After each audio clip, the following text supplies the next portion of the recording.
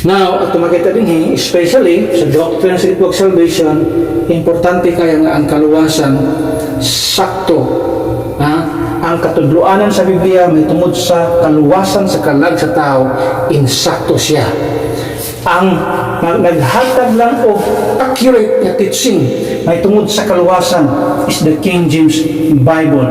Modern translations, modern Bible translations, gina-downplay nila ang doktrina may tungod sa kaluwasan sa kalag sa tao.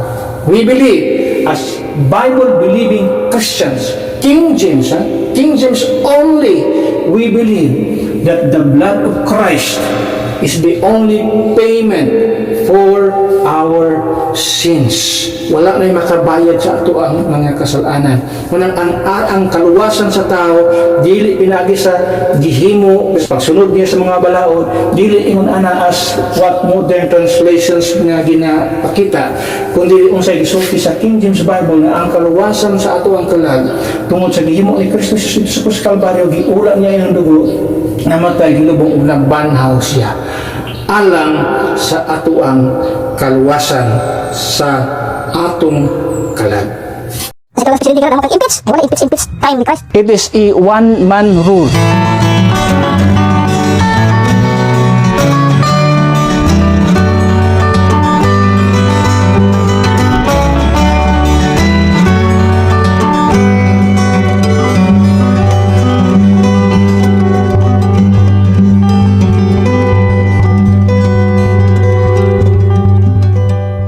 Okay, Psalms 12, verse number 6 to verse number 7. Kung basahon din sa mga mata. Verse number 6, the Bible says, "The words of the Lord are pure words, as silver tried in a furnace of earth, purified 7 times. Thou shalt keep them, O Lord. Thou shalt preserve them from this generation forever." So, ang ginamaga panalangin sa iyang pulong. Atong isigutan ng kabuntagon, the attacks of modern translations or Bibles translations against the KJB or the King James Bible. So, doon ay pag-atake, no? Aning mga itawag na to modern translations or Bible translations ang gitawag, gina-atake ang King James Bible. So, kung dili sila bot pasabot, daghang mga tao maingon nga parehas naman ang tanang Bible. Now, kung ang Bible, mga Bible parehas lang, nganong gina-atake ang isa ka Bible niining mga bag-ong mga translation sa Biblia? Murabag ilang ibutang nga ang King James Bible dili tinuod, sila ang tinuod. Maunay nahitabo sa gitawag og history when we tackle or when we discuss about this topic. Now, we know that throughout history, Satan has tried to attack the Word of God. Kay baluta ni ana nga sa history, even sa biblical nga history, ato makita nga ang Yawa wala na siya mahunong sa pag-atake sa pulong sa Dios. In Genesis chapter 3, makita nato diha verse number 1. Genesis chapter 3, in verse number 1, it says, "Now the serpent was more subtle than any beast of the field, which the Lord God had made. And he said unto the woman, Young, hath God said, Ye shall not eat of every tree of the garden?" So, this is the verse that makita. The serpent asked, "Yeah, hath God said?" The first recorded attack on God's word. The serpent here is no other than the devil. Siya ang gitawag nga demonyo. Siya ang devil. According sa book of Revelation, itawag siya old serpent, the devil. So ang serpente din ang bitin din is no other than the devil. In the form of a serpent at makita niya, or he might be using a serpent as his gitawag figura kanang pagka unsay makita sa yaha. Today many believe that modern translations, including me, continue this pattern by altering, omitting, or weakening important truths. Nagpadayon na siya hangtod karon. So kana nga atake sa yawa. Dugay na kaayo kung imong tan-awon. Kung imong tan-awon ang history na pagod sa Genesis, dugay na kayo. First yung book sa Bible, sa history, sa human history, kung imong tan-awon, first pa lang dinha na sa Genesis nagsugod ang atake sa yawa sa pulong sa Ginoo. And today, kung imong tan-awon, even sa ato ang panahon, during sa atong gitawag og dispensation, nagpabilin gyapon ang pag-atake sa gitawag og yawa when it comes sa pulong sa Dios. Wala munong padayon gyapon iyang pag-atake. Until now. So tan-aw na to, kung ang mindset sa tao tinuod nga parehas raman ang tanang Bible. So kung parehas ang tanang Bible, dapat in unison ang ilahang gitawag og katudluanan og ang ilahang mga praises, mga statement nga ato makita sa matag sa ka-Bible. But kung ato makita nga diferensya, dili gid siya parehas, but pasabot na ay giatake, no? Pwede po sila mingon nga ang King James may nag-atake sa mga modern versions, kay ang modern versions gikan sa pinaka oldest manuscripts. So atong tan-aw na, atong tinuod na siya kung kana nga klase sa argumento tinuod ba na o dili. So tan-aw na to ang mga pag-atake sa mga modern Bible translations against sa ato ang gigamit nga King James Bible. So for the record, we are King James only Bible believer. Itawag ta og King James only. Kaya na ay mga grupo, natay mga lesson ana sa ato ang mga podcast, na ay mga grupo nga gitawag og King James also. Kita King James only. So natay bantayan ni ana ano man. Bisan ikaw bisan tan-aw to ang example, daghang kag orasan, ang imong orasan o relo managlahi ang oras, dili ka pinpoint asay tinuod nga oras diha kung daghang kang relo nya lahi ang gipangsulti sa imong relo. Asa may tinuod nga oras ani? Sa Biblia, kung naa kay Biblia, daghang Biblia imong gigamit, di ka pinpoint asa may tinuod ani. That is why naatay ato ang gibarugan, ang atong baruganan is a King James only. Ang ato ang stand. So, our King James Bible has been attacked in so many ways and so many times. Ato makita. First, nga atake sa gitawag og modern Bible translation sa gitawag King James Bible. Ang ilang giatake number 1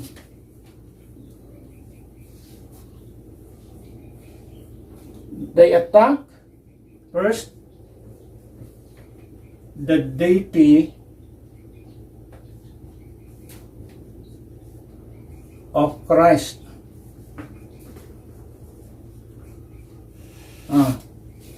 When we talk about deity, means sa iyang pagka-Diyos.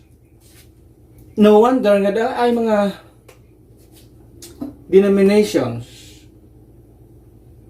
nga ang katuduanan nga si Kristo dili Dios.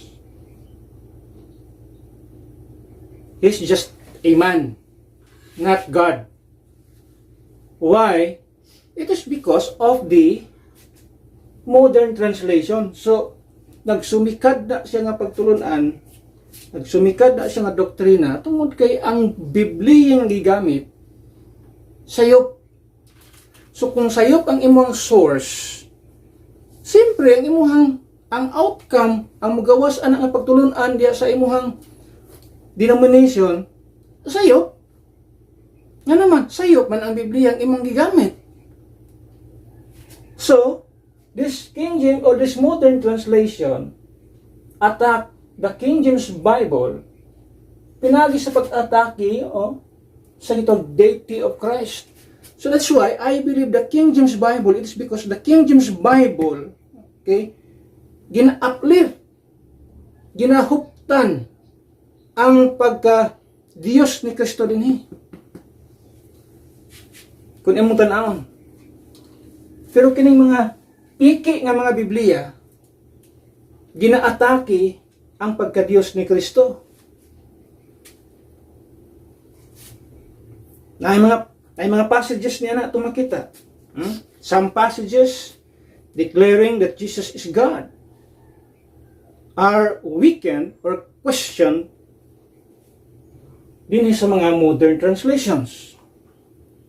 Di nato daghanon og tan-aw pero kay tintaas man kay uting kayon tanan, pero tagaan mo example. Kini kuan man gini siya. Ato na may mahisgutan sa pila kanato ka mga nilabay nga mga panahon. 1 Timothy 3 verse number 16, it's very clear sa atong Bible nga gihuptan sa atong King James Bible. That's why I believe the King James Bible mao ang preserve. Kung tanaw to diya, preserve sa atong text. Pure words atong makita rin na preserve. Okay? Di na. Sa maong verse number 16, it says, and without controversy, great is the mystery of godliness. What is that mystery? Yung sabiya, God was manifest in the flesh. So ang Diyos nagmanifest diya sa flesh. Justified in the spirit, seen of angels, preached unto the Gentiles, believe on in the world, receive up into glory. So, kinsa man ang God manifest in the flesh. Pag-abot mo sa John, the book of John, chapter 1. Okay, John chapter 1. Kung yung tanawin sa verse number 1, it says, in the beginning was the Word. My King James Bible is capital W. The Word. And the Word was with God. And the Word was God. Verse 2, the same was in the beginning with God. In verse number 14, yung napulong sa Ginoo din ha, and the Word, referring to verse number 1, capital W, because gitawag si Jesus Christ, the Word, sa book of Revelation, the Word of God, yung makita diha, verse 14, and the Word was made flesh, manifest, so that God, that Word, which is God, ato makita diha, which, makita nimo, with God in the beginning, manifest in the flesh. Kung imong tanawon diha. And the Word was made flesh and dwelt among us. Bubuto ng tabernacle ang tawag dito. Tabernacle. The word dwelt. He tabernacled with men. Yung there. And we beheld His glory, the glory as of the only begotten of the Father, full of grace in truth.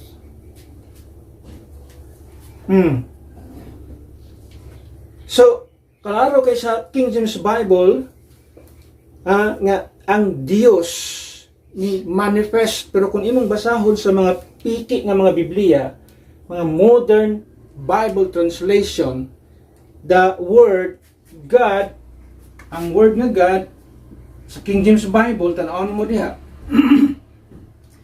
giilisan either He or Who. Tanawa ang pag-demonize sa deity of Christ. Asa man ang kwande, asa man ang mystery. Ingon sa atong gibasa, great is the mystery of godliness. Kung sa may misteryo kung ang tao magpakatao or magpakatao, kung ang tao matao, wala kay misteryo dia. Normal man sa tao nga matao sa kalibutan. Ang mystery is kung ang Diyos magpakatao. But pasabot, dili di siya tao before. Kay magpakatao man. Nagmanifest man sa pagkatawhanon. So dili siya natural nga tao. So kung dili siya natural nga tao, di, King James Bible is right. He's God. Kita na ingon diri ni Kuan, ingon diri ni Apostle Paul. Tanawan sa gitong Galatians. Galatians chapter 1. Nga ang gospel nga iyang nadawat, gikan sa tao. Verse number 11. Galatians 1, verse 11 to 12. Says, but I certify you, brethren, that the gospel which was preached of me is not after man. So, dili ikan sa tao. Siya, for I neither receive it of man. So, di wala po na ako ninadawat gikan sa tao. Neither was I taught it. Siya, asa di gikan? But by the revelation of Jesus Christ. Now, kung dili gikan sa tao, wa siya gitudluan ana sa mga tao, dili gikan sa tao, kung dili gikan ni Kristo, asa si Kristo? Dili man kaya tao.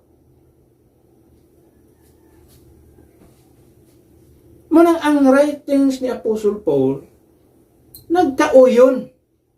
Wala nagkasumpaki. So when Paul called God manifest in the flesh, iyan ang isubstantiate ng iyang gospel na iyang nadawat, dili gikan sa tao, kundi gikan sa Dios, gikan ni Kristo Jesus. So kung siya si Kristo Jesus, 1 Timothy 3:16 is God manifest in the flesh. But the modern translations attacking the King James Bible by saying that Christ gilower ang pagka-Diyos ni Kristo by calling Him He or Who. Another pang-atake sa modern translation diha kang Kristo, kang Ginoong Hesus. The Bible says that God is not a liar. Titus 1:2. Klaro sa tanaw sa Titus. Dili liar ang Dios. Atong isgotan diri nga Dios is Jesus Christ, okay? Titus 1:2 insida, in hope of eternal life, which God that cannot lie promised before the world began. So ang praise diha nga akong kuhaon is God is not a liar. Yan siya diya, which God that cannot lie. So pasabot ang Dios dili bakakon. Since Christ is God in the King James Bible ato makita diha, pero this modern translations gihimo si Kristong bakakon in the book of John. Tanaw sa John. Gihimo nilang bakakon dinhi si Kristo sa King James Bible, sa gitwag modern translations. But in the King James Bible, sakto diri. In verse number 8, in sa chapter 7, John chapter 7, verse number 8, according sa mga verse, it says, "Go ye up unto this feast." Yan siya. I go not up yet unto this feast. Kung sa gikuha sa mga modern translation diya, kanang usa ka word, yet. Tanggala ang yet. I go not up unto this feast. Klaro kayo ang gisulti ni Kristo sa modern translation. Muna ilangingon. I go not up unto this feast. Nya kung imong tan-awon din gitanggal nila na tanggala ang yet tanggala ang yet kay mo nawala sa modern translations. Sa dili kumadto sa mong pista, mong festival. Yan siya. Pag-abot sa verse number 9, when he had said these words unto them, he abide still in Galilee. But when his brethren were gone up, verse number 10, then went he also up unto the feast. Nakita naman lagi si Kristo ito sa feast. Ingon sa mga modern translations, dili siya moadto sa feast. Gitanggal man nila ang word nga yet. Unang ang King James Bible, sakto diha. Dili sa ko moadto sa pagkakaron. Sa pagkakaron, di ko moadto. Una lang mo dito. Huwag pasabot, moadto ko umabot nga adlaw sa saktong panahon. Pero karon, di sa kumadto kamo, una mo. Muna ibot pasabot sa passage. Pero ang modern translation, gisulti nga, di kumadto sa mong pista. So, gihimo nilang bakakon si Kristo. Nga ang Bible, klaro, God is not a liar. So, kini ba nga mga modern translations, gina-lift up ba si Kristo din o ilang ginadaot? So, siyempre, ginadaot. Now, how can you trust a Bible nga kung maunay ilang pagtanaw kang Kristo? Kung imong tanawon sa Bible, ang pinakatima diri sa Biblia, it's all about the Lord. O ganyan himuong sakripisyo para sa katawhan. Pero karon ilang napaka-ubos si Kristo. Ang iyang pagka-Diyos, ang iyang naghimo pa siyang bakakon. Kanya imagine sa mga atake niya na. Saan yung pagdapig na ng mga modern translations kung mo na ilahang pagtanaw diha kang Kristo? How can you trust that kind of translations nga gina demonize si Kristo Jesus? That's why King James Bible, mo na akong makita diri, ang King James Bible kanunay na siyang nag-lift up kang Kristo Jesus. Even his deity. His iyang pagka truthful.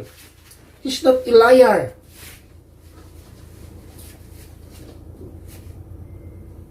So modern translations, gihimo si Kristong bakakon. Doon sa chapter 7 sa Book of John. Gamay na kayo nga word Gamay lang kayo. That word, yet. Yung makita din That is why in our church age period or under grace,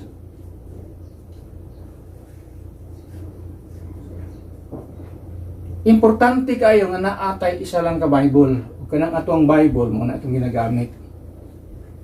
King James Bible. Kini nga Bible at makita din preserve na siya gikan pa sa tanang panahon ay makita diha. Even sa gitawag under the law. Ang atong text ikuha sa gitawag og Old Testament.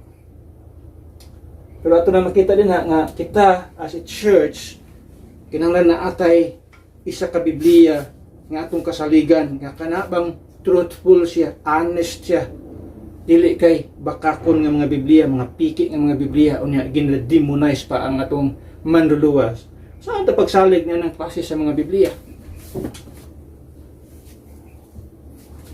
Number 2, nga ito makita din gi-atake sa gituwag o pag-atake sa modern Bible translations, ang pag-atake nila sa King James Bible. Ini. Actually, isa na siya sa doctrine sa Biblia, but let's tackle sa gituwag og the doctrine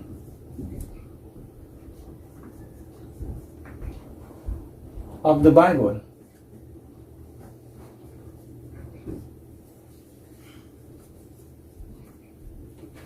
Mga doktrina sa Biblia nga ilang ginaatake.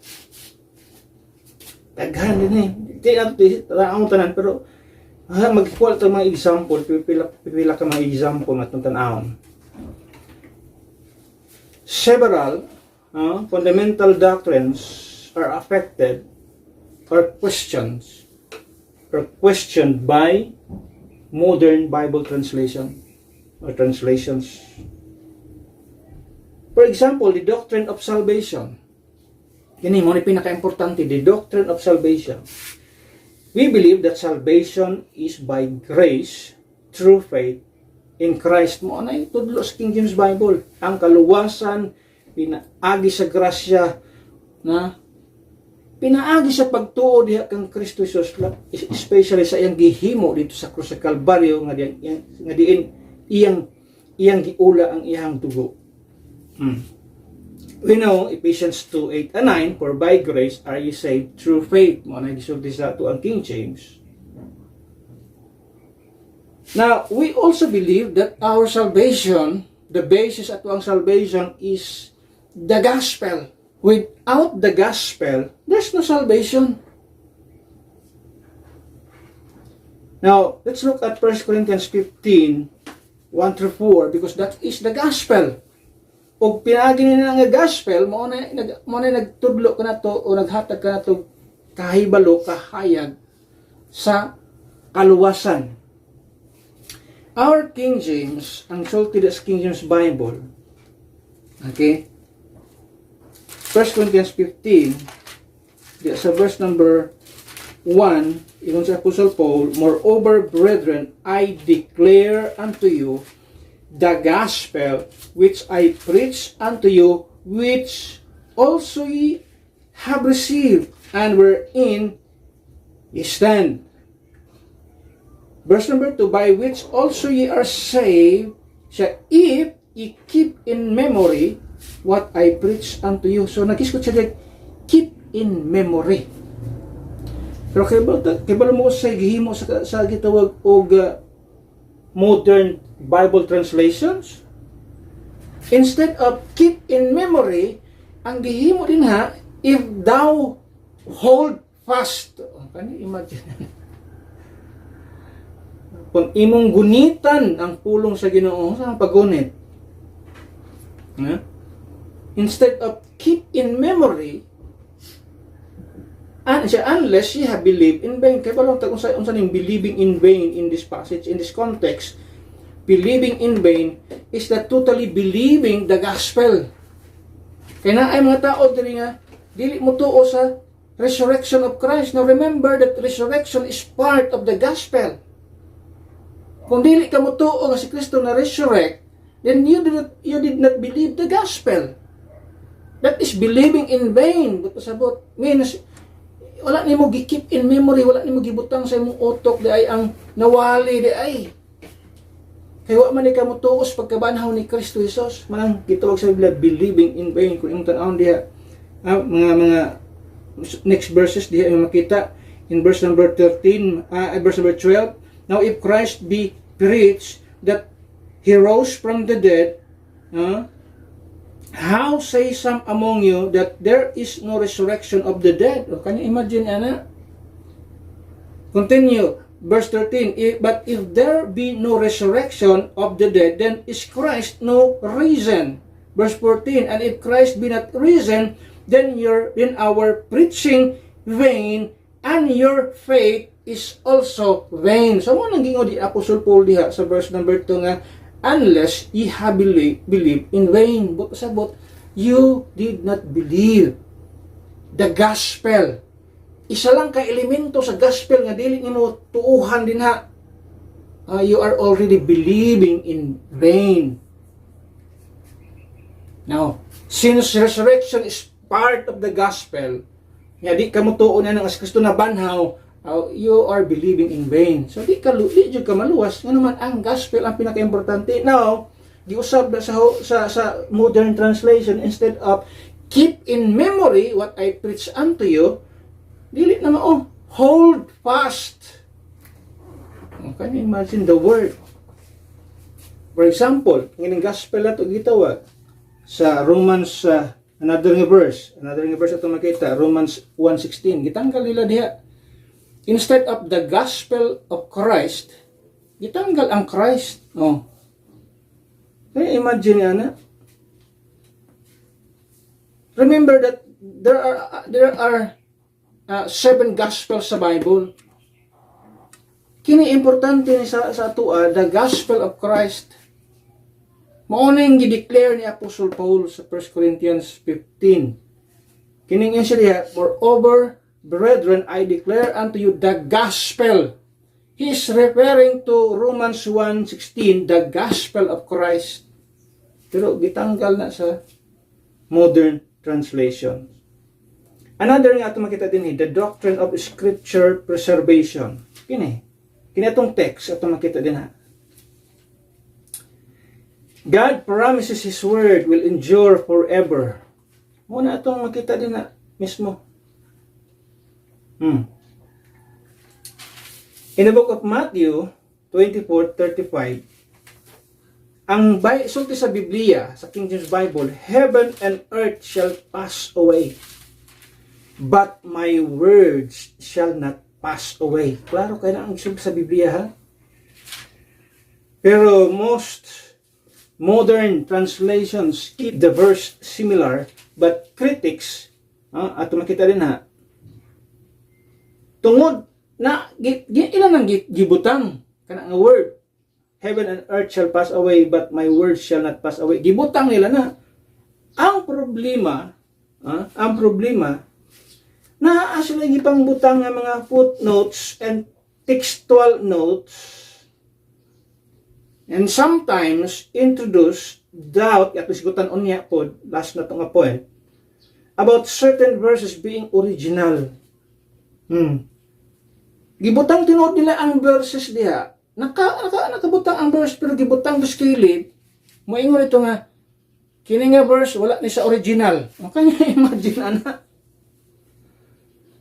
Di magduda ka nga tinuod kaya ni sa modern translations. Pero remember nga ang ilahang reference sa itang gitawag urga. Ang source nining gitawag modern translation, kining modern translation na gitawag. Okay. Nanay duha ka source gitawag og Codex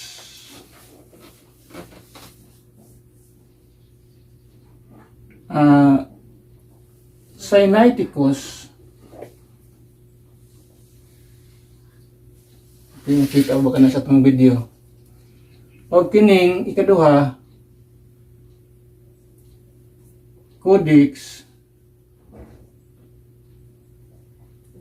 Vaticanus. So muna ang ilang reference, pag may nga sila nga, dili man makita sa original. Unsang original nila nga gigimin? But pasabot ang Codex Sinaiticus o ang Codex Vaticanus. Moning duha ka source sa ilahang Bible. Kung imo nang istudyohan ng duha ka codexes, pero tindaghan ng questionable kay diha. Codex Sinaiticus ato makita gikan na siya sa Monastery of Sinai. Nga usa ka monastery sa Sinai nga kana siya nga codex gibutang na sa basurahan. Gibutang sa basurahan kay para ilabay na. Nakaplagan sa usa ka kalimot ko sa pangalan, pero naay nakaplagan niya So iyang gikuha og mo na iyang gi sa mga tao nga nagtuo na ay mohigi mo ng reference. Ano yung kining isa ka codex na makita sa mismo sa Vatican. Now we know what is Vatican. Dili mga gilan niya ng duha ka syudad, mabito nang gitawag og the Tale of Three Cities, ay makita din na madunggan niya na the Tale of Three Cities. Alexandria og ang gitawag og Rome og natay gitawag Antioch. So kanang duha, Alexandria ug ang Rome, konektado sila tungod aning duha ka codexes, Codex Sinaiticus ug Codex Vaticanus. Our King James Bible gikan siya sa Antioch. We know what is Antioch. Diha sa Antioch ang unang Kristohanon nga gitawag. They were called first Christian in Antioch o kana nga lugar. Diha ang sentro sa pagpadala og mga missionary og mobita na si Apostle Paul naging missionary niya nga simbahan sa Antioch. So diha siya nagasumikad. So ikaw Bible believer ka, mutuo ba ka sa Biblia nga gikan sa Alexandria? Or mutuo ka sa Biblia nga gikan sa Antioch?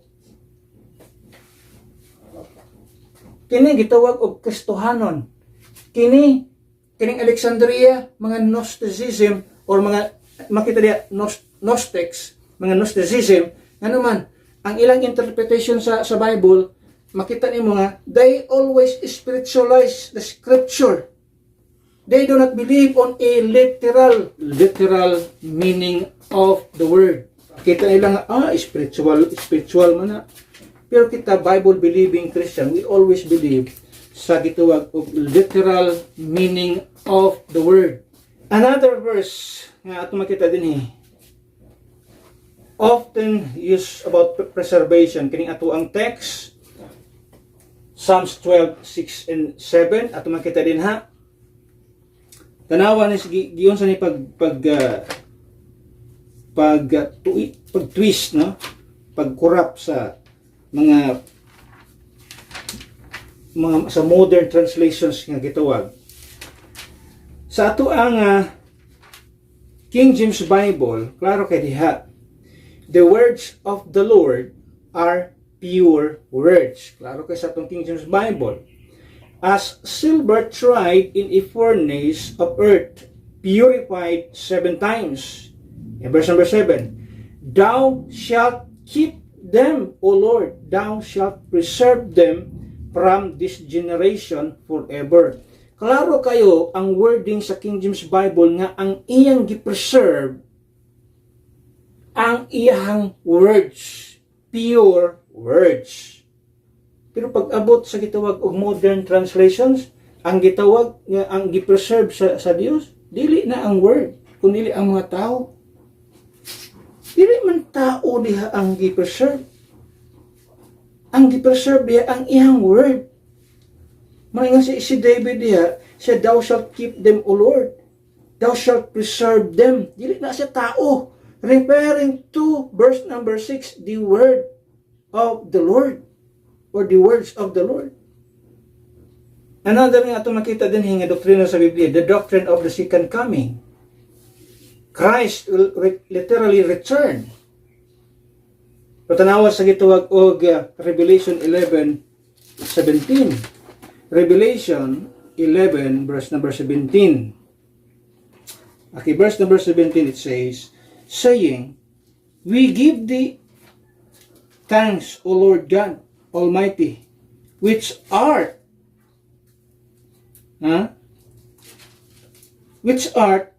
is in reference to His present. Okay? And wast, reference to past. Siya. And art to come. Pero sa NIV, sa ESV, makita nimo nga, who is present and who was tapos. Nawala na ang an art to come. So kung imong tan-anin ha, the doctrine of the second coming has been tarnished. Huh? Klaro sa King James Bible, oh. Nga mubalik siya pagbusab an art to come, pero gitanggal sa NIV o sa ASB.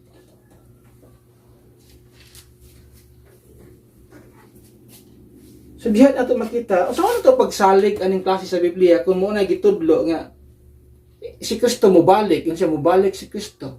Karon gitanggal nimo sa imong sa mong Biblia.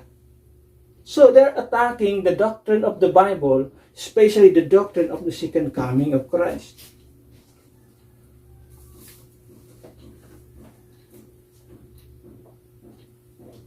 Another, ato makita, the doctrine of the Trinity. 1 John 5:7. 1 John 5:7. This is the doctrine of the Trinity. 1 John 5:7.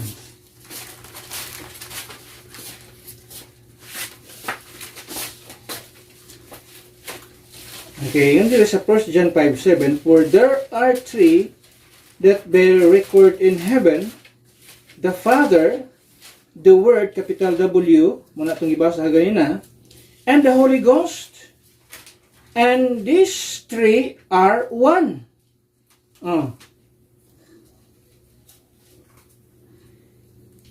Many modern translations omit or footnote this verse, often called the Johannine comma, because it was absent in some early Greek manuscripts. Absent din siya sa mga early Greek manuscripts.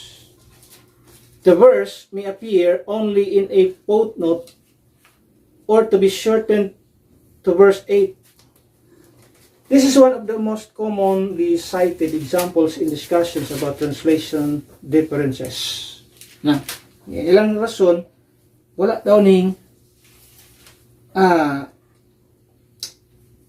gituwag og 1 John 5:7. Again, nag-cast siya doubt sa tao. Ibutang nila sa footnote, cannot be found in the original manuscripts. So,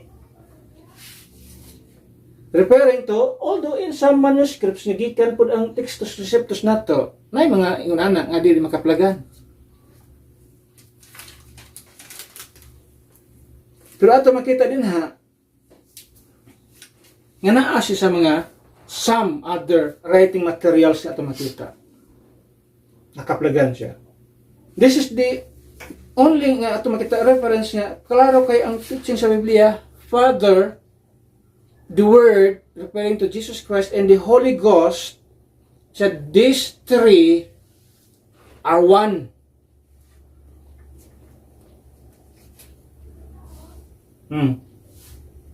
Pero demonize ang mga passage.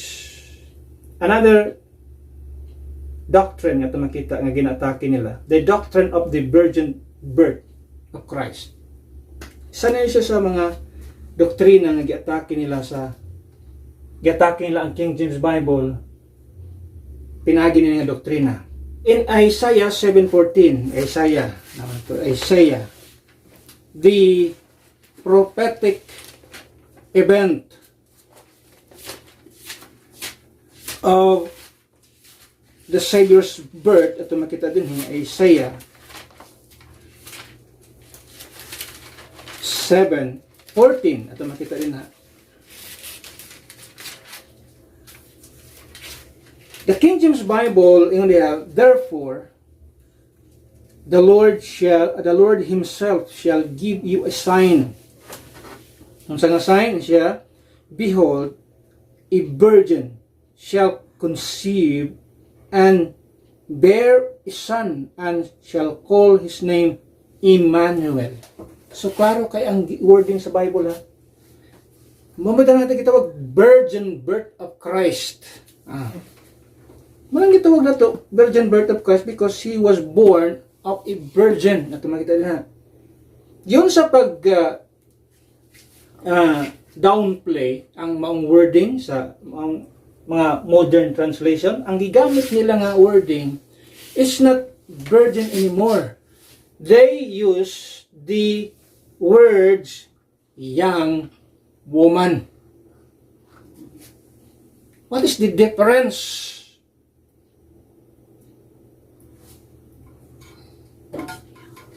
Not all young women nowadays, especially nowadays, are virgin. Muna tinuod diya sa atong panahon karon. Pag may kag young woman, di ka kahibalo, virgin o dili. Pero pag mo kag virgin, atong makita diya, untouched, untarnished, pure, but pasabot. Muna ang pag downplay ba sa mga wording at makita sa Bible. Doctrine na siya sa Biblia, the doctrine of the virgin birth of Christ. Now, ibutangon mo diha og behold, a young woman, di na pwede. Di na pwede.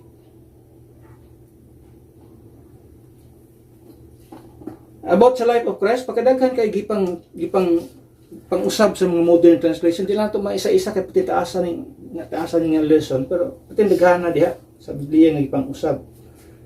More on about Christ.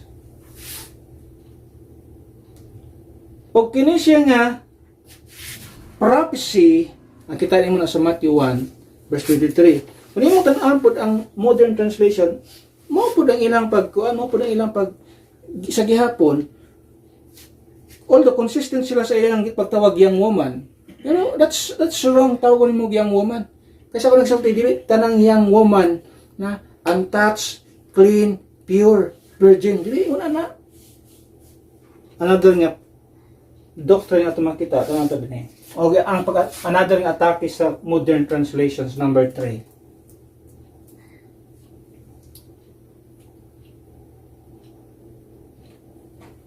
The attacks of the modern translations involves not only the deity of Christ, the doctrine of the Bible, but also the divinity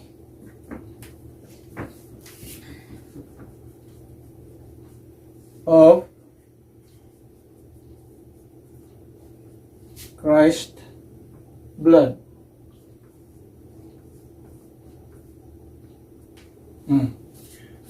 We know that Christ is God, and it is the blood of God. Ito makita niya. It is God's blood. According sa gituwag of Acts chapter 20 verse number 28. Yan sila nga. Dugo man na sa tao, regardless on sa, pero yung sa atong gibasa din, makita nimo nga it's God's blood. Acts 20 verse 28. Take ye therefore unto yourselves and to all the flock over the which the Holy Ghost hath made you overseers to feed the church of God. Remember that, to feed the church of God, which He, in reference to God, which He hath purchased with His own blood. So it's God's blood. Ito makita rin natin. Now, ilan ang gina-atake? 1 Peter 1. Klaro kay sa Bible even ang mga liberal nga mga Bible teachers, ginatake nila ni 18 and 19. Tanaw sa 18 and 19. 18 it says, for as much as ye know that ye were not redeemed with corruptible things, as silver and gold from your vain conversation, received by tradition from your fathers. Verse 19, but with the precious blood of Christ, as of a lamb without blemish and without spot. So, unsay nakaredeem sa tao, it's the precious blood of Christ. Klaro na sa Bible. Pero, most of the time, the blood of Christ has been removed For example, Colossians 1:14. Okay, Colossians 1:14. Colossians 1:14, it says, in whom we have redemption. This King James Bible. In whom we have redemption through His blood, even the forgiveness of sins. Klaro na diya. Pero sa gihimo sa Modern Bible Translation, sa atong gitawag, sa ato, klaro kayo. In whom we have redemption through His blood, even the forgiveness of sins. Pero sa Modern Translation, sa atong gitawag, imong mabasa diha ang nag-ingon, ang pagkaingon, pagkasulti, in whom we have redemption, kama, the forgiveness of sins. So the phrase, through His blood, is omitted in some manuscripts used by modern translations. Klaro sa atong gibasa sa 1 Peter that the precious blood of Christ mao'y nakaredeem sa ato. Now karon, gitanggal sa modern translations. Instead of through His blood, our redemption is through His blood according sa atong gibasa. So, gitanggal ang through His blood. Asa dito na luwas? In whom we have redemption, tapos, kaakama, the forgiveness of sin. Asa man tagi-redeem? Kung may naka-redeem na to, klaro kay ang King James Bible nga, our redemption is through His blood. Tanggalo ni muna. Kadakuang pag-insulto na sa Ginoo, ginsulto ang gihimo ni Kristo dito sa Krus Kalbaryo, ginsulto ang iyang pag-ula sa iyang dugo. Gibutang na nimo, in whom we have redemption, kama, the forgiveness of sin. So may nakaredeem nimo. Pero klaro kay sa tong Bible, through His blood. Sama na ang mga pag-atake sa gituwag og mga modern translations. Pero para sa uban nga mga tao, uban nga mga denominations, dili na big deal, wala big deal diha. Can you imagine? Shame on you.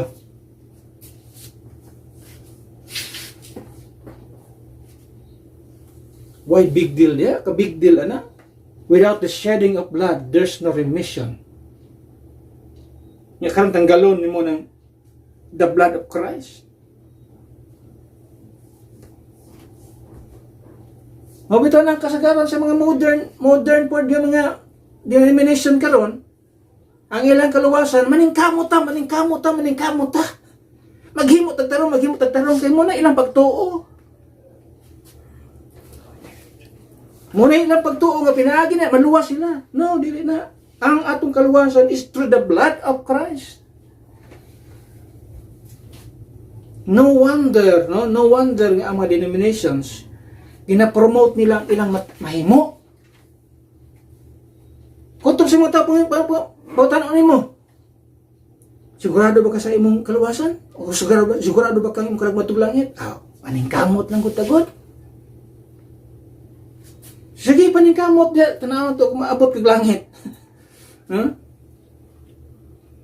Klaro kayo ang atong King James Bible, mo nang atong King James Bible nagsulti ang atong kaluwasan pinaagi sa giula ni Kristo nga dugo dito sa krus sa Kalbaryo. Mo to'y nagbayad sa ato ang silot sa atong sala nga mong kamatayon. Giula niya ang dugo aron bayaran. Kung ito nang atong gospel, how that Christ died for our sins, no? For our sins. Then He shed His blood. Because that is the pattern sa Old Testament. No? Sa Old Testament, ang pattern niya is kining gitawag animal's blood. The animal's blood na gitawag din sa Old Testament. Muna ang pattern. Kung gusto silang mapasaylo sa unang panahon sa Old Testament, under the law, magdala sila og animal o hayop, ilang ipaagas ang dugo. Nga naman, para sa ilahang atonement. Now, dili na animal's blood, it's the blood of Christ. Ato makita din na.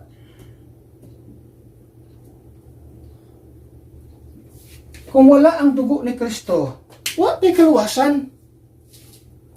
Why redemption nga may tabo? But these modern teachers o kaning mga modern Bible translations, gina-downplay nila ang importance sa blood of Christ.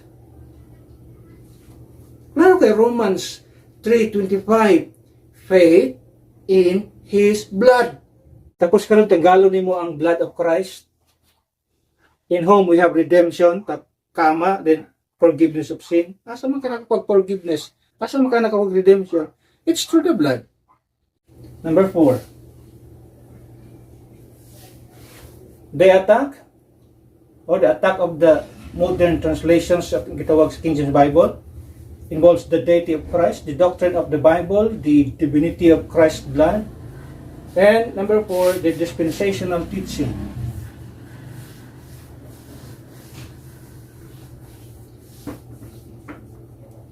Dispensational teaching.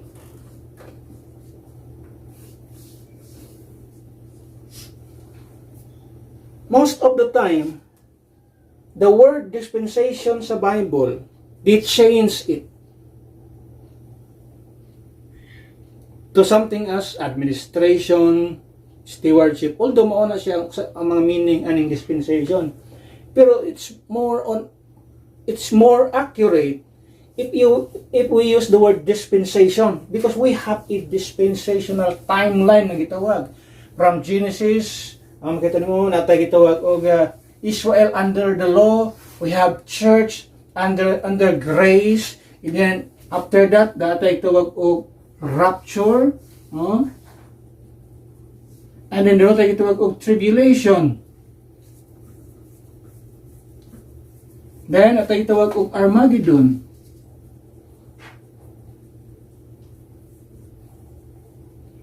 then millennium.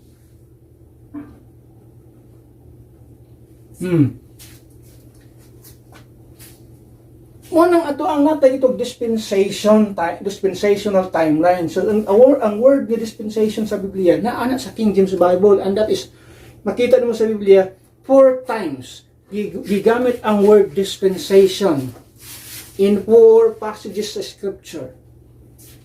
Dispensation. Tanggalon mo ng word ni dispensation sa Biblia. May nga ka nga, di ko mo tuuan ng dispensation. Di ko mo tuuan dispensation. Di ba na makita niyo sa mong Biblia? Di ba namin mo mabasa? Pero sa King James Bible na, aklaro kayo na, dispensation. Kung imong tanggalon. Munang dagang mga tao nga, dispensation sa Biblia, it is just a man-made doctrine, man-made teaching. Na sa King James Bible makita.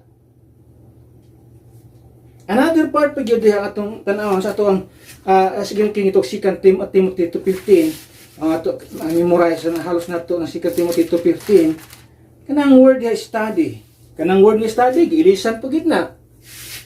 Instead of study, giilisan og be diligent. Can you imagine na? Klaro kay sa Biblia nga pagtuon. Karon nga pagkugi. Asa may daghaman ang pagkugi. Nagkugi kag tanom, nagkugi kag paninda, nagkugi ka og pamasahero, sa mga klases pagkugi. Klaro, very specific ang Bible. Study. Pagtuon. To show thyself approved unto God, a workman that needeth not to be ashamed siya.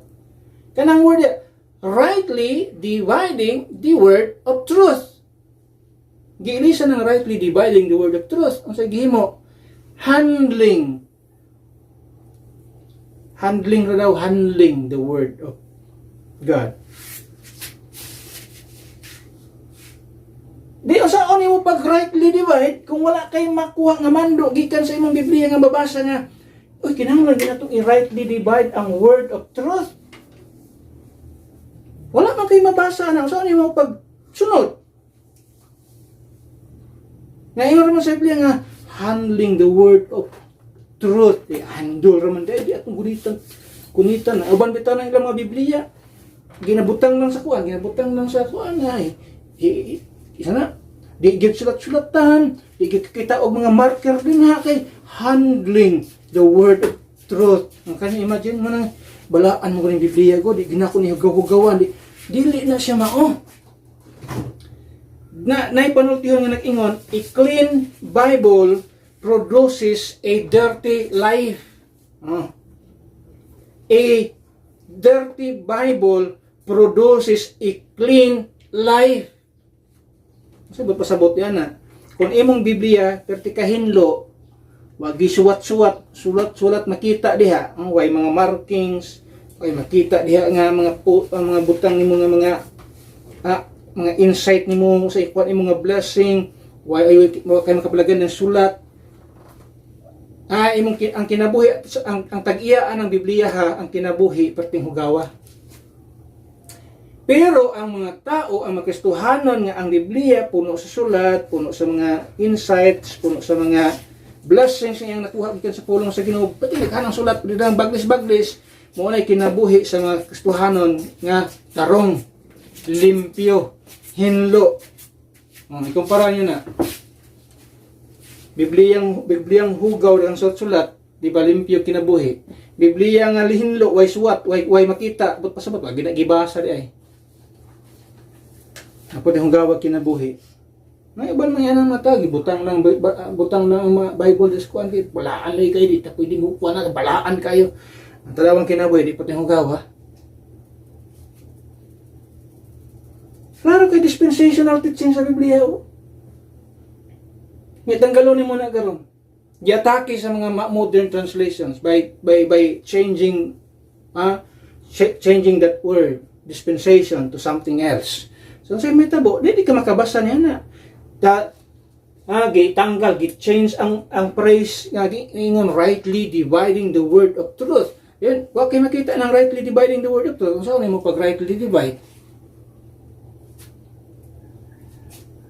Which yung makita very muna pinaka-foundation, pinaka-base na to mga Kristohanon nga dapat kay baluta para kang kinsa, kang kinsa ng mga bersikulo nga gisulti diha para kang kinsa na gi-address na itong hibaluan.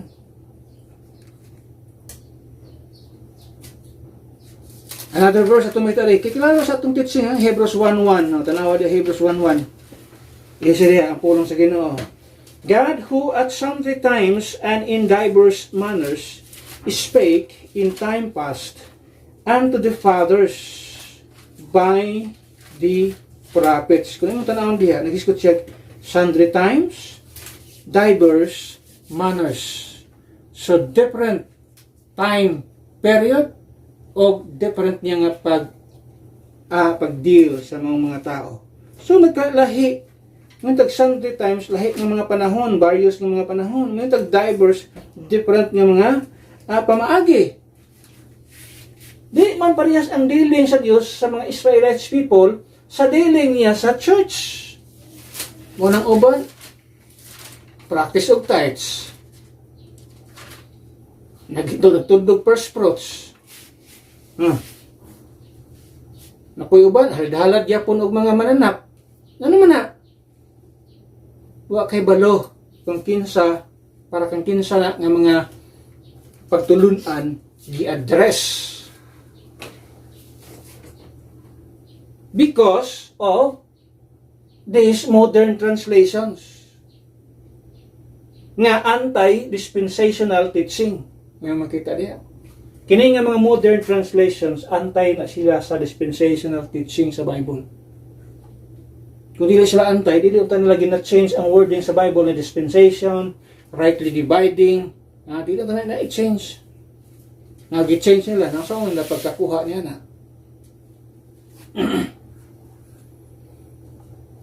Number 5.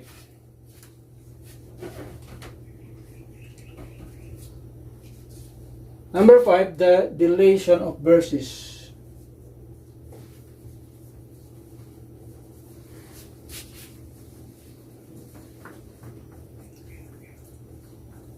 Kita man ang gihimo nila.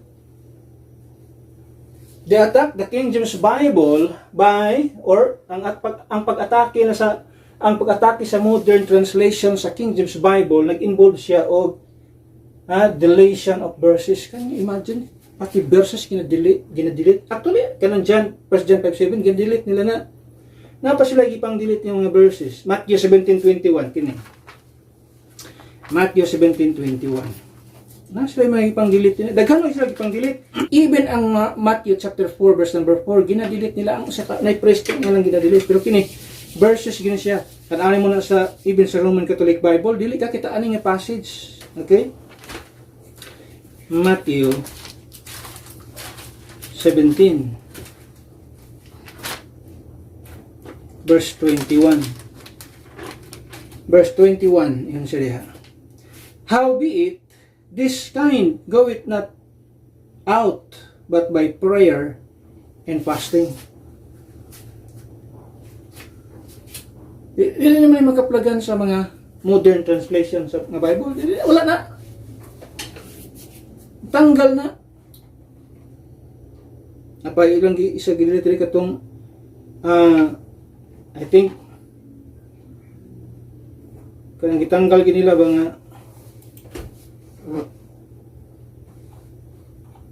mga verses sa Bible. Kini omitted man niyo ng mga verses. Matthew 17:21 itong gibasa. 18:11 gitanggal nila na Matthew gyapon 18:11. Sa man nasa 18:11 di ay.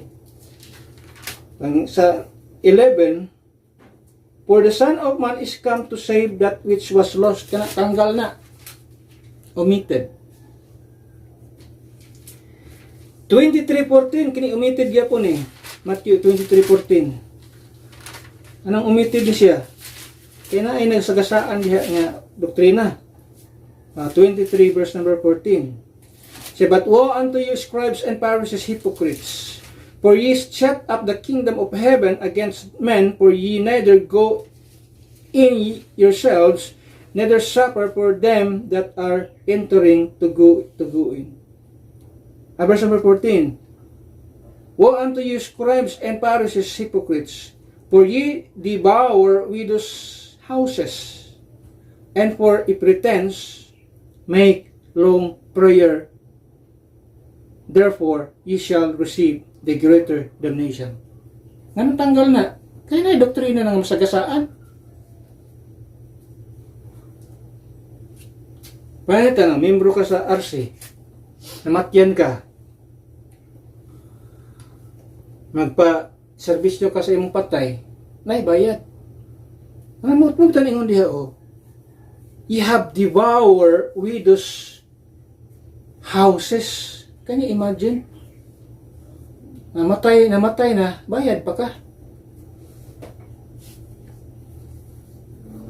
Yearly pa yun na.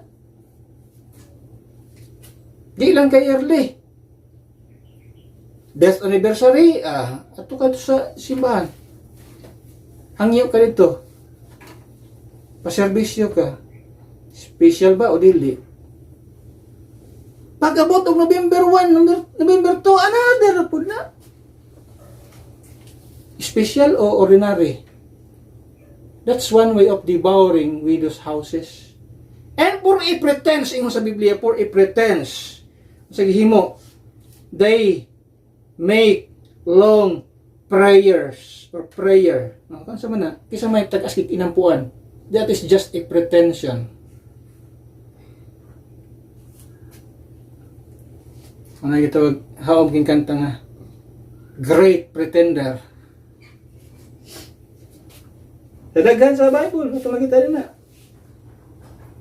Mark 7:16, Mark 9:44 and 46, kitanggal nila about hell. Hell, fire. Gitanggal na sa mga mood. Ang impyerno karon para sa ilaha, fireless. Wala na kunay, walay kalayo ang impyerno. Can you imagine? Ano man na tungod sa mga modern translation? Luke 17:36, John 5:4, Acts 8:37, kini gitanggal niya po nila na. Ang sa mga Acts 8:37, importante ka na siya para nato nga magkristohanon. Acts 8:37, tanggal na siya. Dagan pa siya lagi pang tanggal din. Verse 37 siya, and Philip said, if thou believest, klaro kaya, if thou believest with all thine heart. So ang believing di ay is involved a heart matter. Isa thou mayest. And he answered and said, I believe that Jesus Christ is the Son of God. Masagi mo sa mga modern translation, tanggal. Kaya imagine anong klase sa mga Biblia, masalig ka ni Ana. Napatindagan na mga verses, ha? Ang ilang pag-atake sa King James Bible, nag-involve siya not only the deity of Christ, the doctrine of the Bible, divinity of Christ's blood, the dispensational teaching, but also the illusion of verses. Can you imagine? Verses na sa Biblia, gipang tanggal. And how can you trust that kind of Bible? Na proud pa kayo nga, kami din I am King James also. What pasabot? You are a believer of this modern translations ng gitawag. Galing na appeal na lang ang King James Bible. Ato na lang i-appeal ang King James Bible sa tunan kay basi maalaan ta sa atong mga amigo diha nga mga King James only nya. Inuntang di ta mo gamit og King James Bible. Ato King James also. Can you imagine ang klase sa pagtulunan?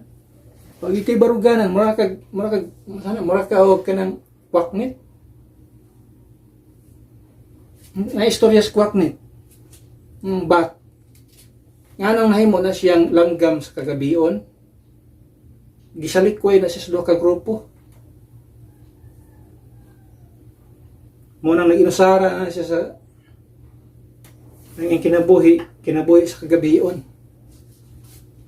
Kay duha ka sa unang panahon daw, istorya raman na siya. Sa unang panahon, gubat sa mga hayop.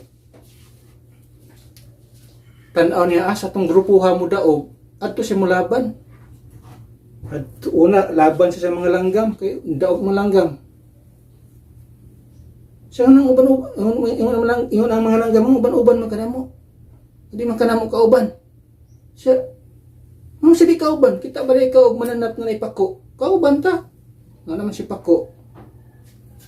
So, di pong away. Pildi ng mga langgam. Daog ang mga mananap tungoy mga pakpak. Dito na po siya balhin sa kuwan. Balhin sa mga mananap. Kikan sa mga mananap. Muna naman ka din eh. Kalaban mo ka na mo. Uban-uban mo kas mga langgam. Yung siya nga.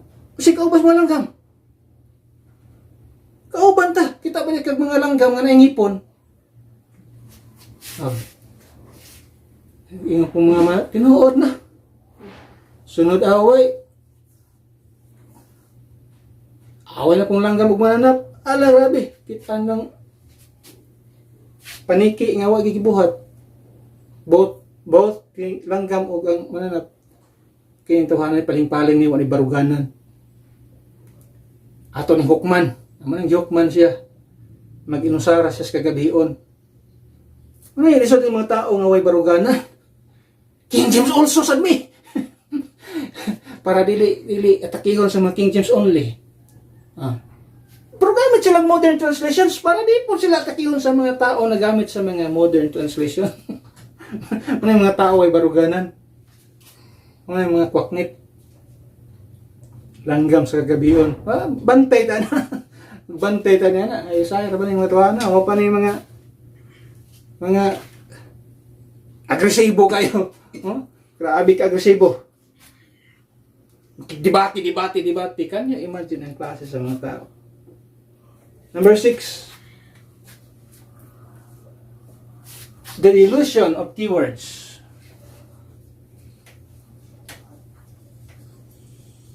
Ang delusion of keywords. Kaya bang ginadilute ang mga wording sa Bible, such as important word, blood, Lord, Christ, heaven, repentance. Muna siyang mga wordings na ginadilute, ginareduce, or altered in certain passages Ibasa nato ganyan katong mga verses atong ipangbasa. Ato lang nakitang ganang giingon ni ana ila pag reduce ang meaning sa mga keywords sa Bible. Number 7, tamo dugay. Tapusan, the doubt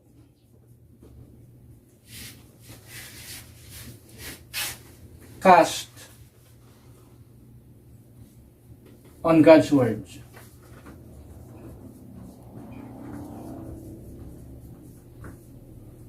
Ito makita niya. Footnotes, remember, footnotes and textual notes sometimes suggest uncertainty about certain passages. Pero kibalota sa atong gibarugan, ha? Psalms 119. Okay, Psalms 119.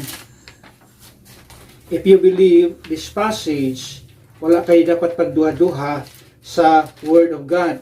And we believe between these two modern translations, i-compare mo sa King James Bible, so naa kay dapat dapigan diha kung asa ka.